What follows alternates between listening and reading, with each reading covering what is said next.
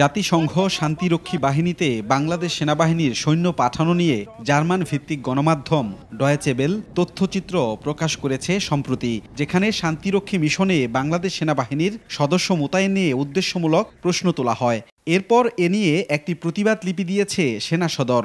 আন্তঃবাহিনী জনসংযোগ পরিদপ্তর আইএসপিআর এর মাধ্যমে পাঠানো প্রতিবাদ লিপিতে সেনা সদর বলেছে, ডয়েচে বেলের তথ্যচিত্রটি পক্ষপাতমূলক ও একপেশে। এই প্রতিবেদনের লক্ষ্য ও উদ্দেশ্য প্রশ্নবিদ্ধ। তথ্যচিত্রটি তৈরিতে ডয়েচে বেল সেনাবাহিনীর কোনো বক্তব্য নেয়নি বলেও উল্লেখ করা হয়েছিল প্রতিবাদ লিপিতে। সেনা সদর জানিয়েছিল, ডয়েচে বেলের তথ্যচিত্রে অপ্রাসঙ্গিকভাবে সেনাবাহিনীর ফুটেজ ব্যবহার করে অপর একটি আইনশৃঙ্খলা বাহিনীর মানহানি করাই এর মূল উদ্দেশ্য। এটি একটি পক্ষপাতদুষ্ট অভিপ্রয়াস, যা ডকুমেন্টারির বিশ্বাসযোগ্যতা ও গ্রহণযোগ্যতা বিনষ্ট করেছে।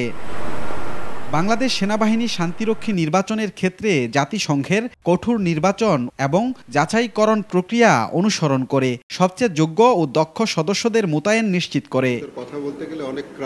সোমবার রাজেন্দ্রপুর সেনানিবাসে এক অনুষ্ঠান শেষে সেনাপ্রধান বলেন, ডয়েচে বেলের প্রতিবেদন প্রসঙ্গে বলেন, বাংলাদেশ সেনাবাহিনী কখনোই মানবাধিকার লঙ্ঘন করেনি। ডয়েচে বেলের উদ্দেশ্যমূলক প্রতিবেদনের তীব্র নিন্দা জানান তিনি। কোনো একটা মিশনের আপনি উদাহরণ দিয়ে বলতে পারবেন যে ওখানে আমরা মানবাধিকার লঙ্ঘন করেছি? এরকম এক পেশে উদ্দেশ্যমূলক একটা প্রতিবেদনে আমরা তীব্র প্রতিবাদ জানিয়েছি।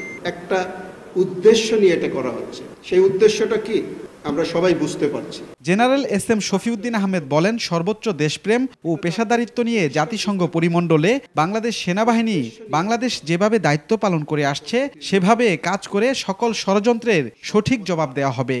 আমরা আমাদের কাজটা সঠিকভাবে করতে চাই এবং যারা এই অসাধু উদ্দেশ্য নিয়ে কিছু করার চেষ্টা করছে তাদেরকে আমরা সর্বাত্মকরণে ভুল প্রমাণিত করতে চাই।